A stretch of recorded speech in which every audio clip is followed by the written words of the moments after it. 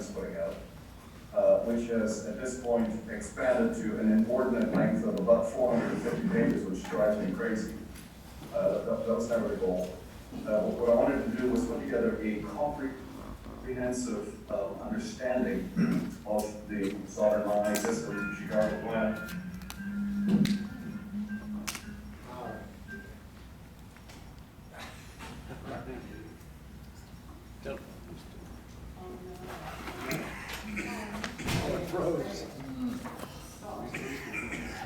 Yeah.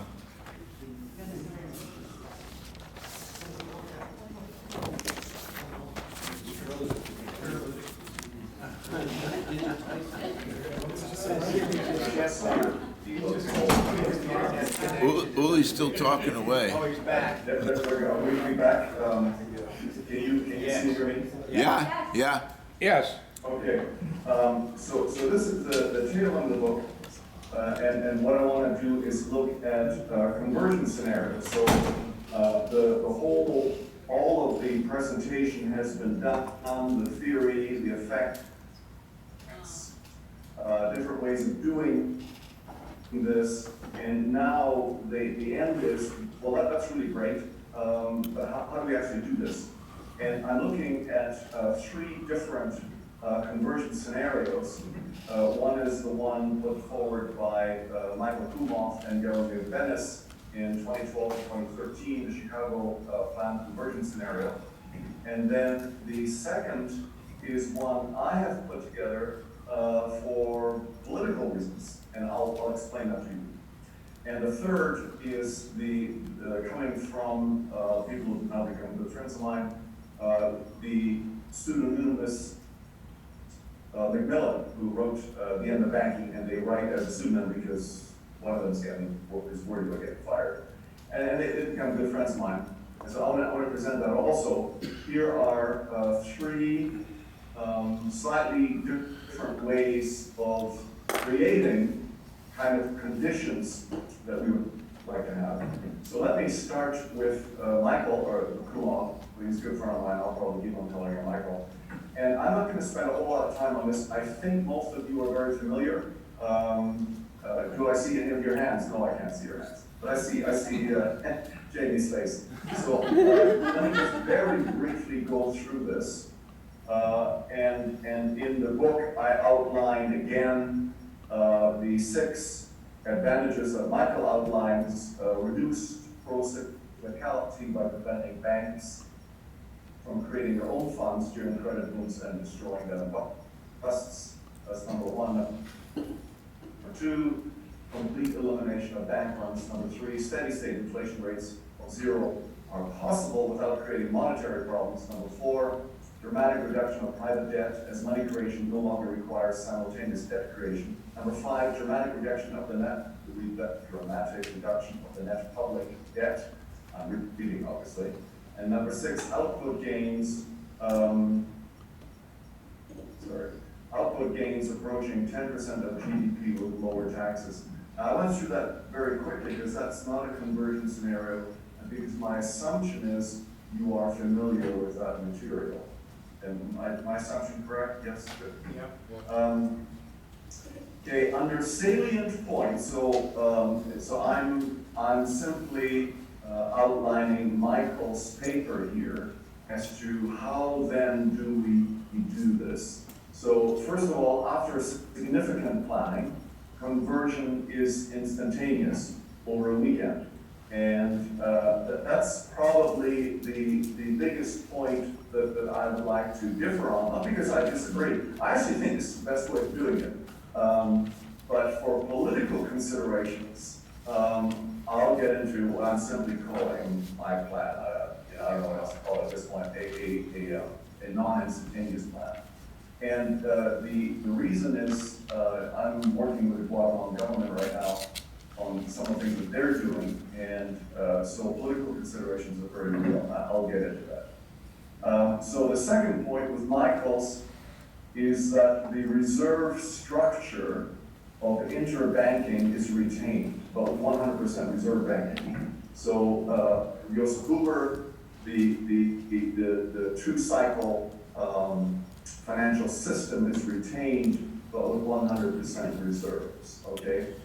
And then the method of converting bank assets into sovereign money is through central bank loans. I don't like that as much. I've discussed this with Michael back and forth. I'll tell you what I'm suggesting. And I want to tell you up front, Michael doesn't like what I'm suggesting as much. That's fine. I don't like the debt continuation that Michael has. I'd rather get away from that and have a clean break with the debt system. Michael's disagreement is he says there's going to be winners and losers with what I'm suggesting. And I have to admit, I kind of shrug my shoulders and say, yeah, but after a couple of years, it's totally clean. Whereas with your system forever, there's going to be this debt back and forth. By the way, the debt methodology is also what was suggested in Switzerland. For those of you who follow that, and I disagree with it. That's fine. I'll work with it.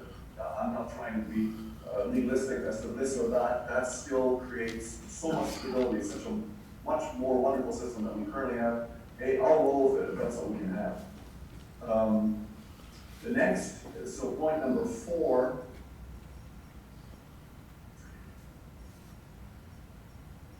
On federal government debt, and the remaining percent is a one-off citizens dividend. And yeah, I'll go for that also. And by the way, you can, I don't know, it's probably best to ask questions at the end rather than interrupting. If I was there live, we could interrupt, but I think that's okay. And then the next is money creation is controlled by the central bank and distributed by loans to banks for on lending. And then we can talk about that a little bit more because Michael suggests that there be lending suggestions and how soft or hard those would be determined in the future as to what the best ways of doing that. Because when the central bank lends on for money to private banks, commercial banks to be on lend, they're not controlling what kind of loans it should be. Michael is saying those really should be productive loans rather than an overabundance of real estate loans, which is what we have today and will likely be continued. And then the banking structure could be converted to a public of limited purpose banking. It doesn't have to be. It would be beneficial but not mandatory. And I'm suggesting it should be mandatory, but whatever. That's very quickly the Kumhof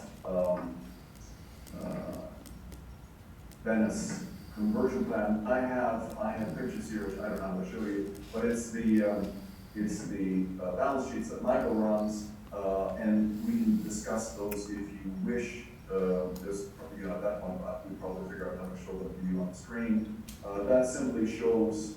So these are 3 balance sheets, 3 separate sets of balance sheet. One is what's the current system, and it's all percentage of GDP, then the actual conversion, and then the final post-conversion, what those would look like. And they're really quite clear.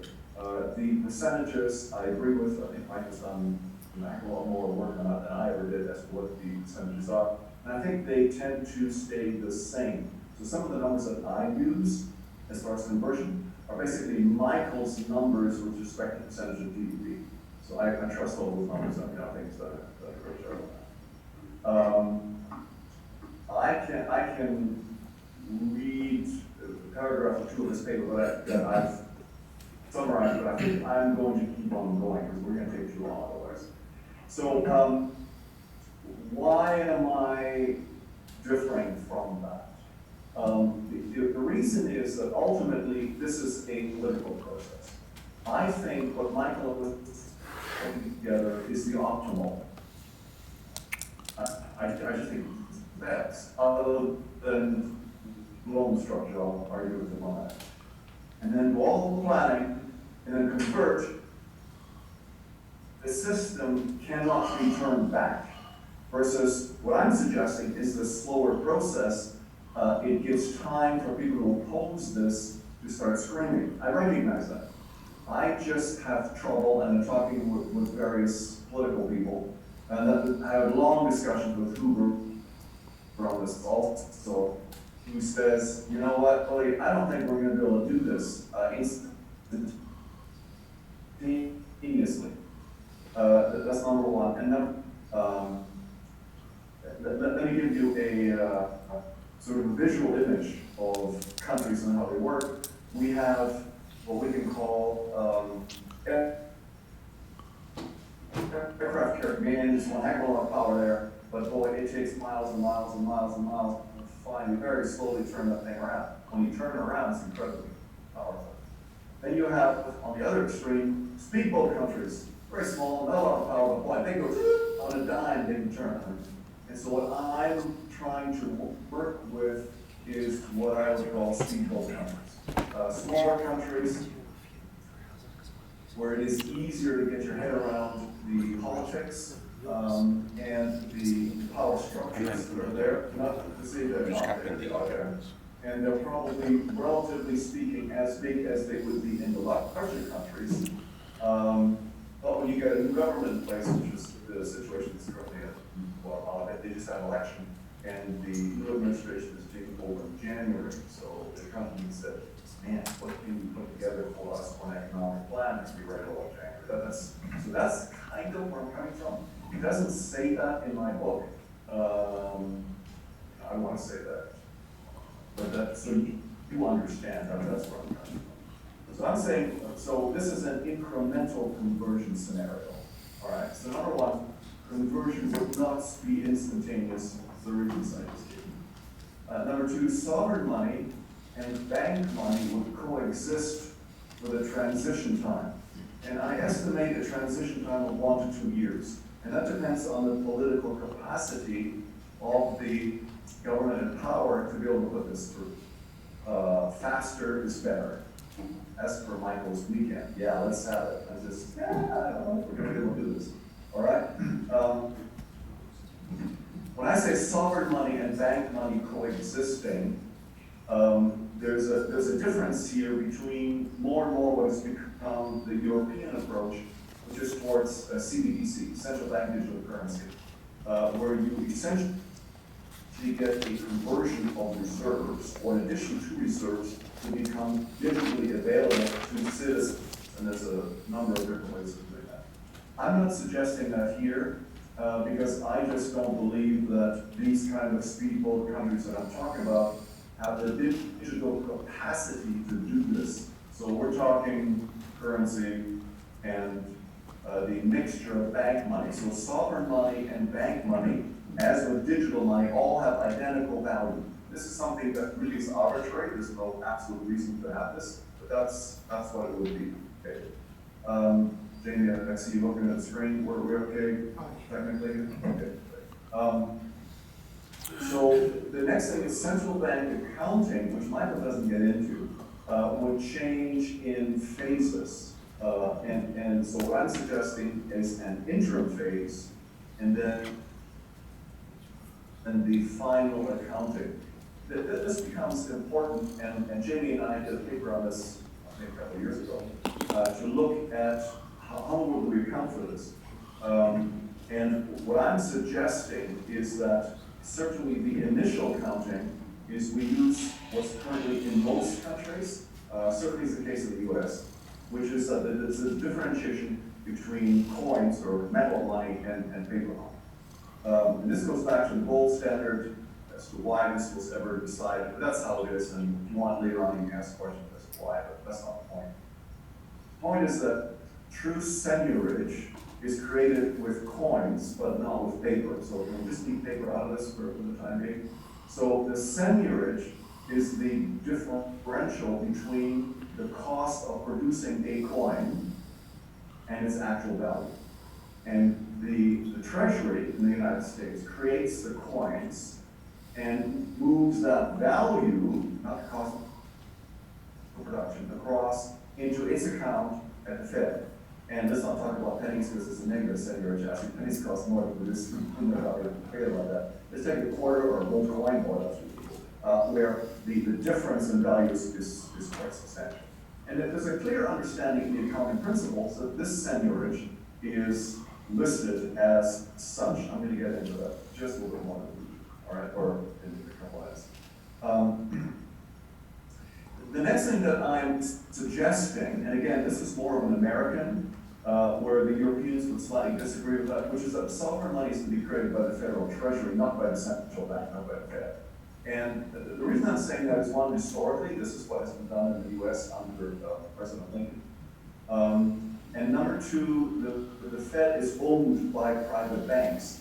And I can see a day where sometime in the future, there can be a lawsuit, and the bank owners can go and say, excuse me, Mr. and Mrs. Citizen, which is what I'm suggesting, or a government that then gets the sovereignty, gets the senators, that's not yours, that's actually ours. We're creating this money as the Fed. And that's why I'm saying, no, this should be treasury. The Europeans are a little more, whatever. So I'm fluid on that. There are pros and cons on both sides. It's just, I'm suggesting use treasury. I think it's clean, it's simple. So treasury creates the money and moves that into the treasury account at the central bank, which then does whatever it wants to do. All right.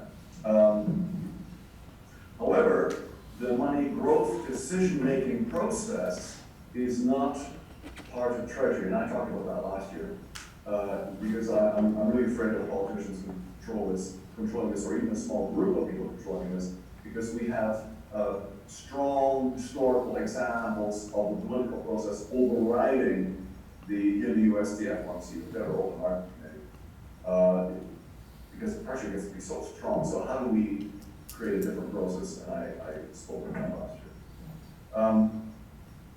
Then I'm saying central bank reserves, as they currently are, will continue in the transition phase, but not after the conversion is complete. Okay? Because remember, we have two systems sort of simultaneously operating, and one of those would still be operating under the fractional reserve system, and the sovereign money would not. So you still need reserves over here, but not over here. So for the time being, you just kind of mishmash them together, and it works.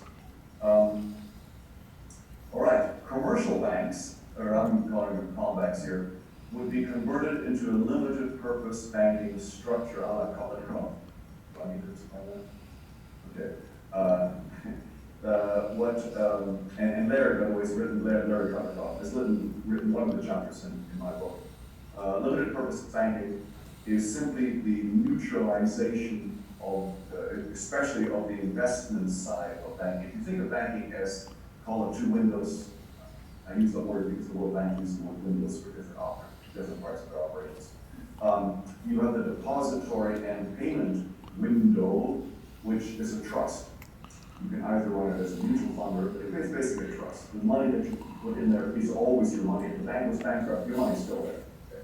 However, the investment side, you mutualize. So you create a series of mutual funds. Let's say a small bank creates 15 mutual funds.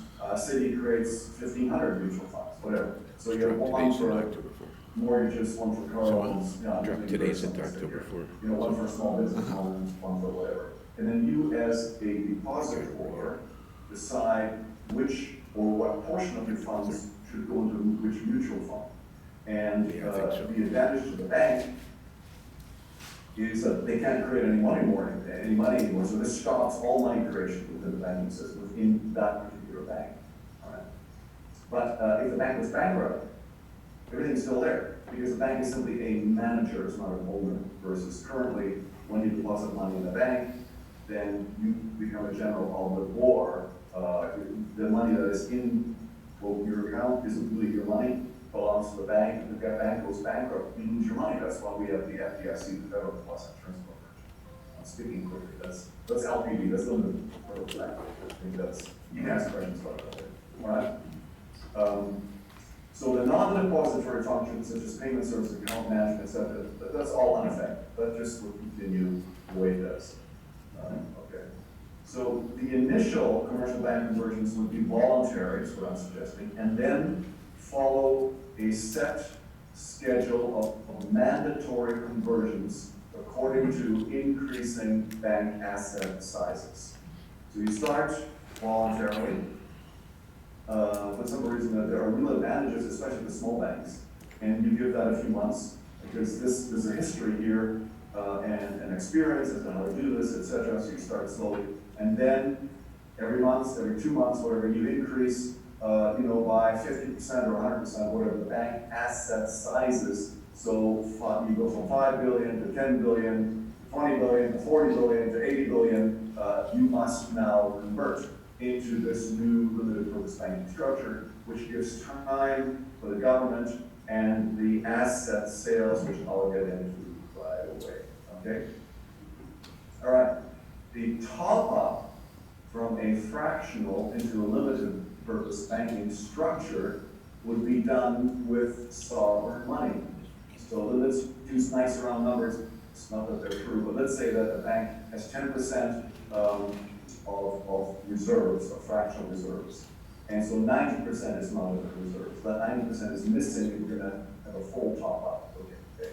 So Treasury creates sovereign money, moves it into its account at the central bank, and the central bank purchases for Treasury into the asset side of Treasury, that 90% of the assets of the bank that are needed in order to top the bank up 100%. All that. There's no inflation because 100% of those assets already are in the market. This is strictly an accounting entry. Okay? We're converting bank money, which already exists, it's been created for the last 100 years, into sovereign money overnight for that particular bank, not the whole system. Okay. So no inflation, none of this happening. So, but the problem is, of course, now Treasury owns all those assets of that particular bank, which you don't want. So you set a certain time scale, let's say 60 days, during which time Treasury moves those assets around into piles and runs auctions. And it auctions those assets off, okay? And that is then seniorage, that's a one-time seniorage to the central government, the Treasury. All right?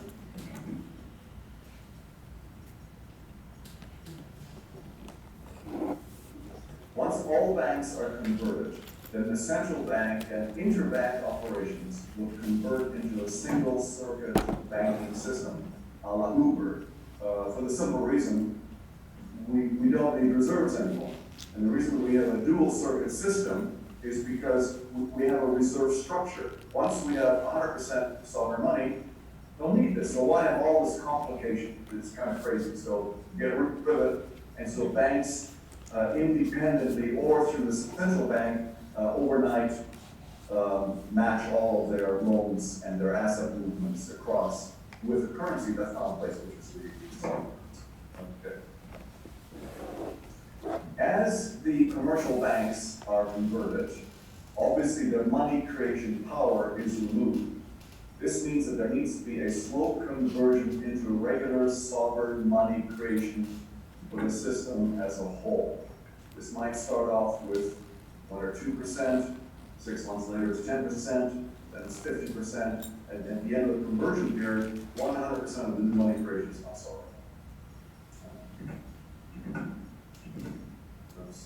Sorry, flipping my computer back and forth. Then, ultimately, what I'm suggesting is quarterly transmission of sovereign money to all either citizens or taxpayers, that can be argued, with the initial determination made by an interim committee as per basically what I talked about last year. I don't know how much time do I have? You've got quite a lot of time.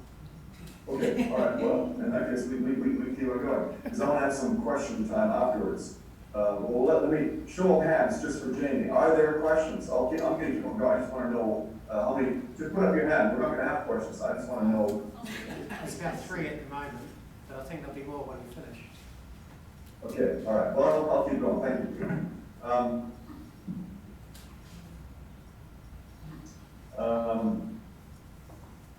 Okay, let's talk about accounting. The reason I am suggesting the method that Jamie and I put together, at least initially, is it's very simple, it's easy to understand, it's already in place today. And this whole conversion thing is complicated enough and has enough political potential hooks, but some people disagree, but I'm gonna minimize, let's keep it simple, you know, the KISS principle, keep it simple, stupid. And so I think, using the current, seniorage system already in place is the best way of doing it. And just so you know, Joseph Hoover and I don't fully agree, but that's fine. I'm gonna show you his method later on. And I'm suggesting we could easily switch that. We could initially switch that right away. I'll explain that right away. But I'm saying, nah, let's just keep it simple. Let's just keep what we already have. There are going to be so many changes to the system as it is. People are going to be running around like crazy for a good number of months trying to make all this work. All right.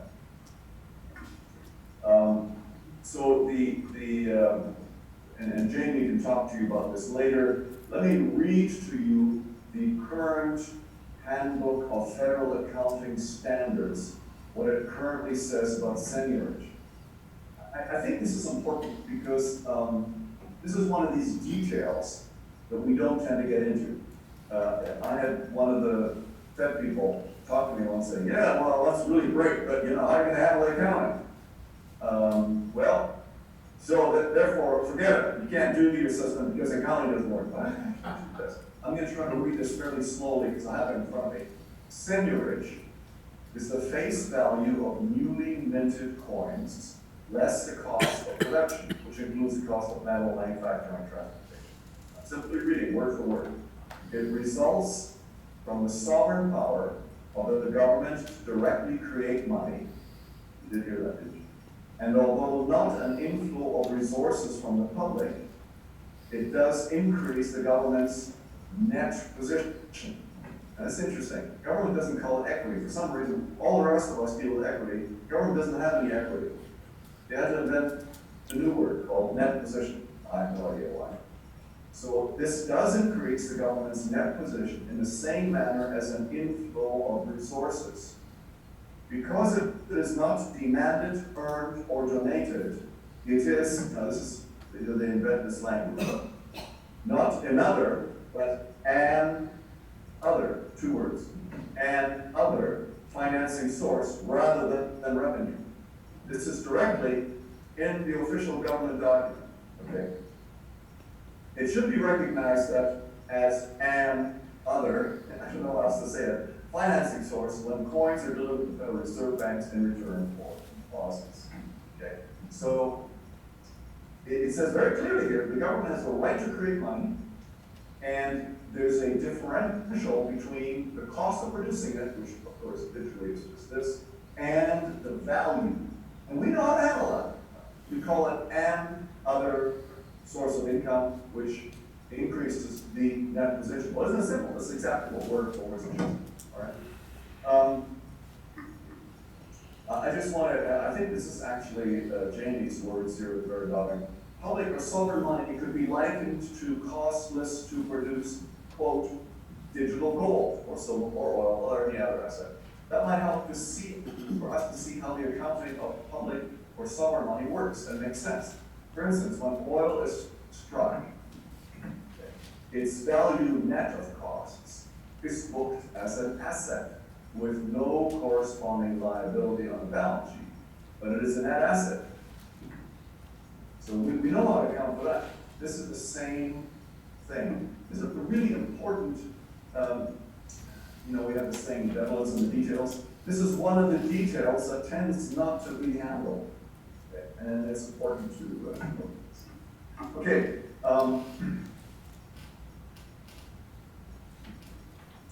Let me, where did they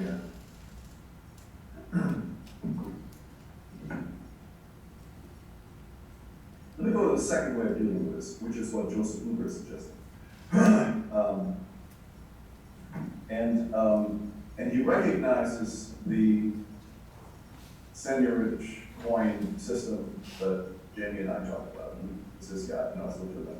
They're saying, let's simplify it.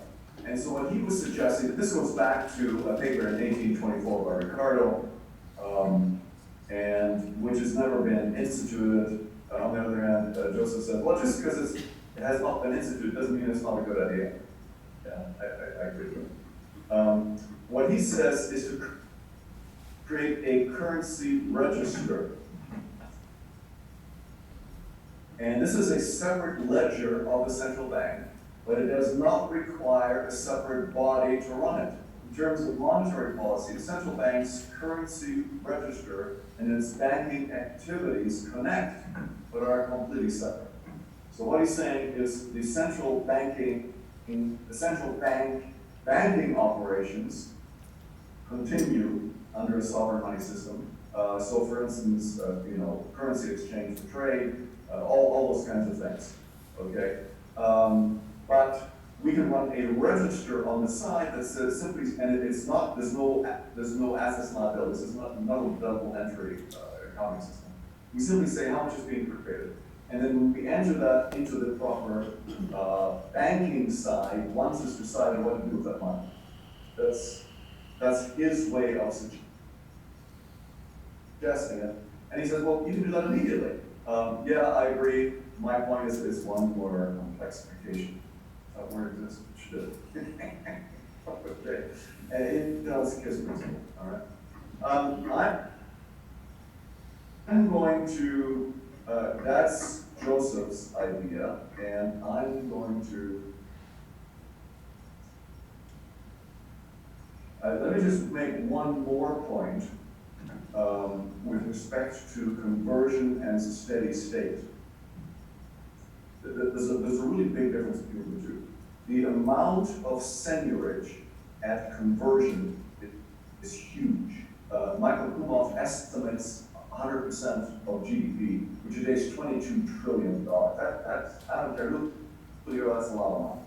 Versus steady state running, that's only about, on average, over a decade, that's only, let's say, 2% per year, which are the numbers that I used last year in my scenarios. So the two have to be handled differently.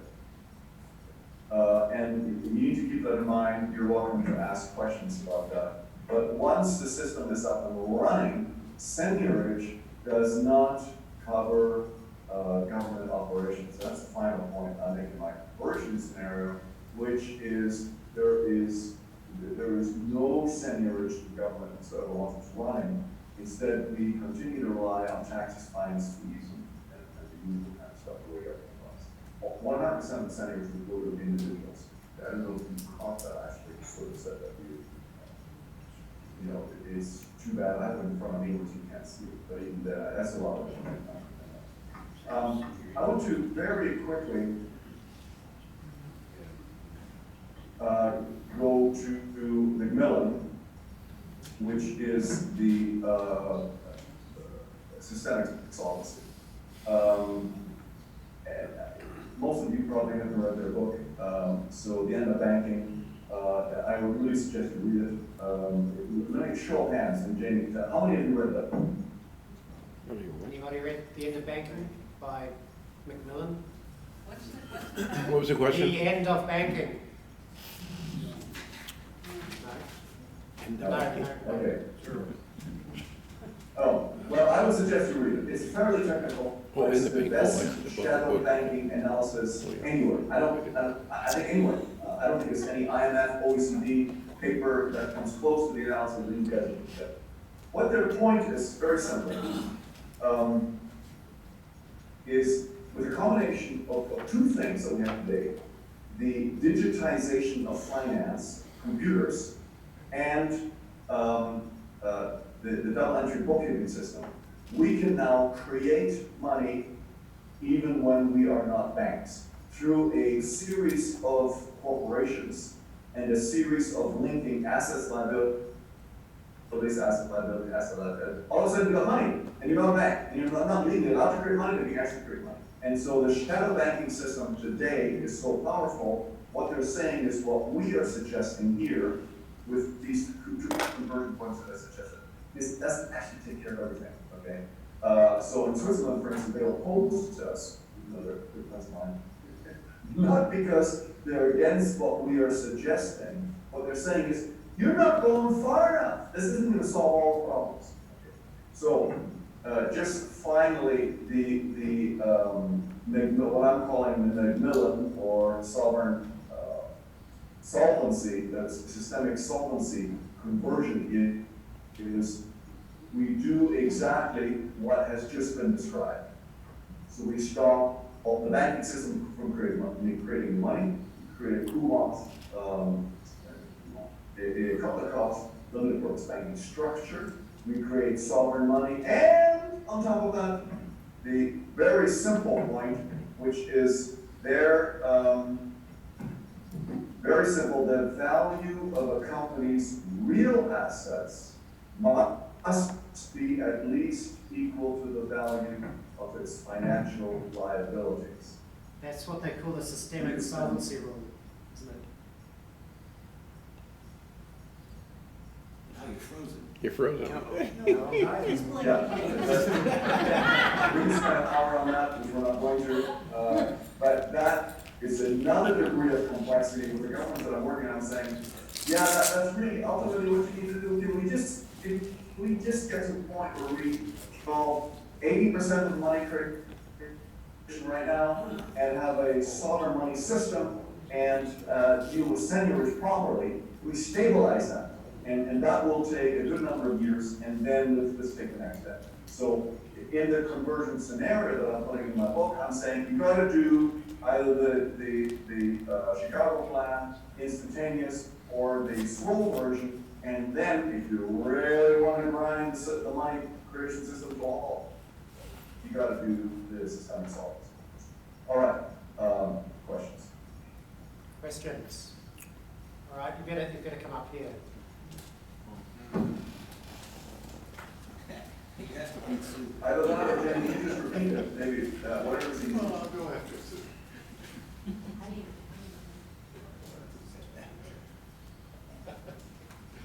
Hi, Hi, Uli. Can you hear good me? to see you. Yes, yes. Can I use this Jim, for us? Or for him? Can you hear me? Yes, I can Okay. hear you, yeah. I want to talk to one of your first thoughts about your fear that if we did the conversion over a weekend, that it's just too unpredictable. And I'm going to talk to you about an experience I had. I worked in technology for Citibank. The FDIC and the government mandated us and every large financial institution in the United States with deposits over $2 billion in the entire United States. We had 1 year to test, to develop specifications for our systems. We were given the basics from the FDIC, all the banks, and we had to develop the specifications for our systems.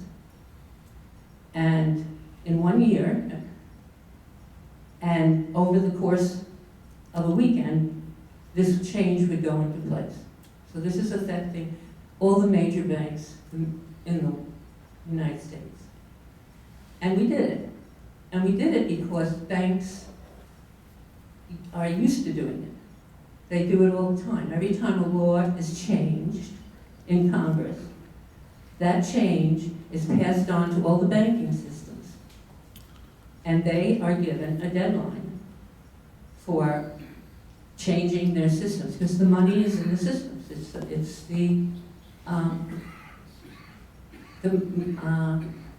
balance sheet, you know. So, a couple of things about this. In terms of,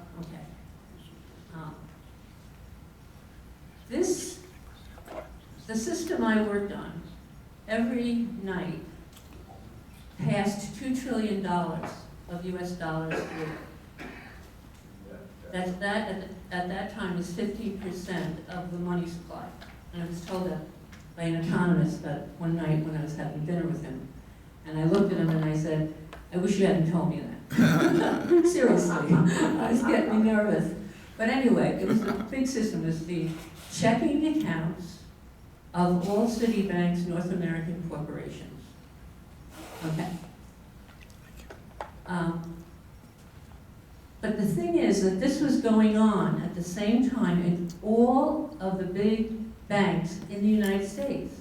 Any bank that had $2 billion of deposits, Assets, right? right? And those deposits were not necessarily in the United States. Citibank has branches all over the world, and some of those are valued in and insured in this country. So they were included too. And we did it. And not only did we do it, but all the banks did it. Now, it's very interesting because this project was not publicized, because the purpose of this project was, and you can see a little bit of it on the FDIC website. The purpose was, and this was published in the Congressional Record, the purpose was that no large financial institution in the United States would be allowed to fail and affect the economy. So this was a project to make sure that if Citibank or Chase, whatever, failed, that would be contained within that bank and not affect. They would know, and the way they said it the specs from the government was that no large commercial bank would ever be allowed to be a too big to fail bank. The biggest bank could fail. And the banks, the money is in our programs, in the computers. So for this project, like the NEED Act, and I want to just stress, the NEED Act keeps it simple because we have to, this has to be communicated to the public. It has to be kept simple, What was my thought? That I was going to, about communication.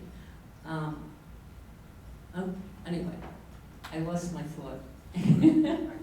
But I just want to, fear about it. It's done all the time, It's doable. Yeah, and keep it, and also keep it simple for the public, so they can understand why this is important. I agree with you. I do not believe this is a technical problem. I am absolutely convinced we can do this over the weekend. I don't know any doubt about it. I believe it's a political problem. And quite honestly, I believe it's a big bank political problem. This is why Bergen Fishers, that's why this never went through 1935. The big banks know it. They hate this. Okay? And they have so much power that's why I'm saying I think it's a political issue. If we could get them on side and show them, you're going to do just fine. You're going to make a lot of money at the end of this also. If they would not oppose this, man, let's do it the weekend. That's why I said at the beginning, I agree with Michael. I think the best thing is just go wham, okay? I just politically, and by the way, the people that I'm doing with in Guatemala, they're saying the same thing. They're saying, you got to kid. No, we're just gonna do it. So it's a political issue. And just to tell you the truth, I really want to be wrong. I would much rather do it over the weekend. Hi, Uli. I have two different things I wanted to bring up. One is this seniorage, which you read, I think, from some sort of Bureau of Standards or something or other, the definition that was used for seniorage. And I wrote a paper. Now, I'm not a lawyer, I'm not an economist or anything, but Robert Nadelson wrote a paper on the coinage clause in the Constitution. Are you familiar with that? No, a little further away, right? Okay. Are you familiar with Robert Nadelson's paper that he wrote on the coinage clause in the Constitution? Yes, I have. Okay. Well, I deciphered that maybe for people that aren't doctors of economics or lawyers or whatever it is. And also, he was just talking about paper money. He wasn't talking about what we're using for money now. So I took it that step further too. And I think that that's something that we should argue for, that is in our Constitution right now, and not to accept this lesser standard that it's only coins. Okay, we'll try it this way. So that's my first thing. We're in agreement with that, but you're dealing with it in a different way because of. That was Yeah, no, I agree. I think those rights are there. I don't need doubt about it. Okay.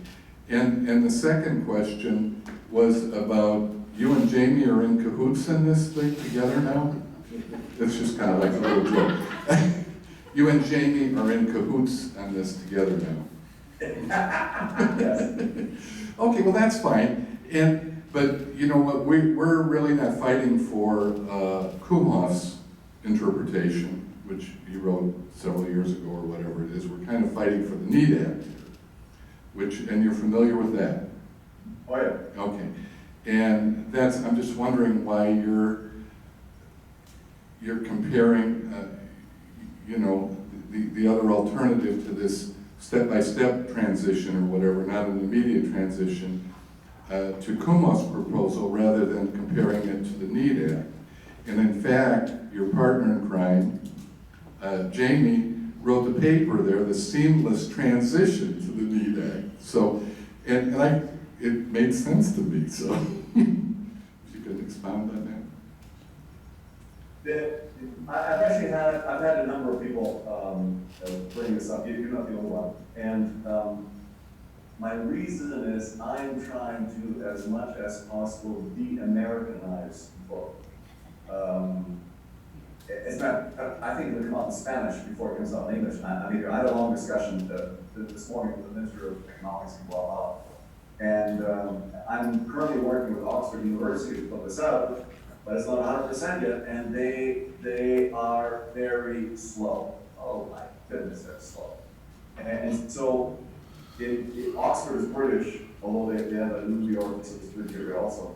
And obviously Spanish is not, well, even though we have a lot of Spanish speakers, but it's not meant for the American Spanish audience, it's meant for the South and Central American Spanish audience.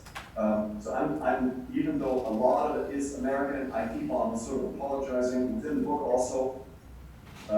So that's my main reason. And is that right or not? I really don't know. Back to the speedboat versus the aircraft carrier nations. I don't think this is going to start in the U.S. I just really don't. Sad to say. I think we have such, K Street. Excuse me, is so powerful. You know what I mean by K Street, the lobbying. If you've ever heard along there, the hundreds of millions of dollars that is spent on K Street. And this goes back to I was at an economics conference a number of years ago, and Waller, David, anyway, he is one of the new, Trump put him forward as a potential new for the board of governors of the Fed.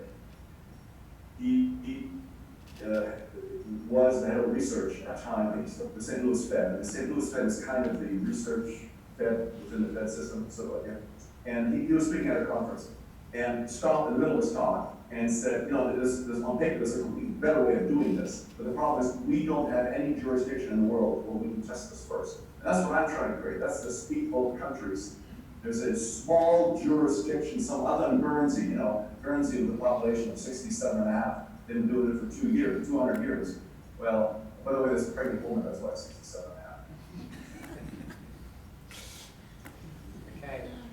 Very good, thank you. One other thing, that article that I wrote by, that was on Robert Nadelson is on the website for the Alliance for, what's the name of our group? Alliance? Just Money.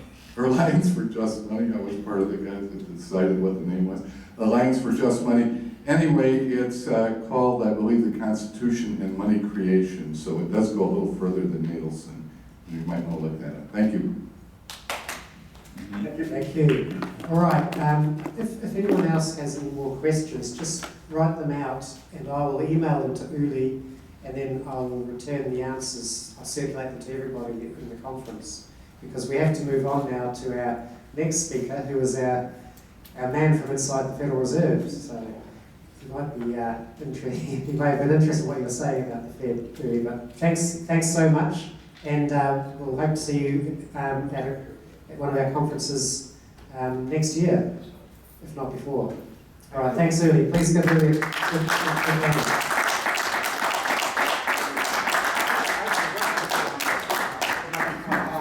Federal Reserve question. Oh, okay. All right, that's okay.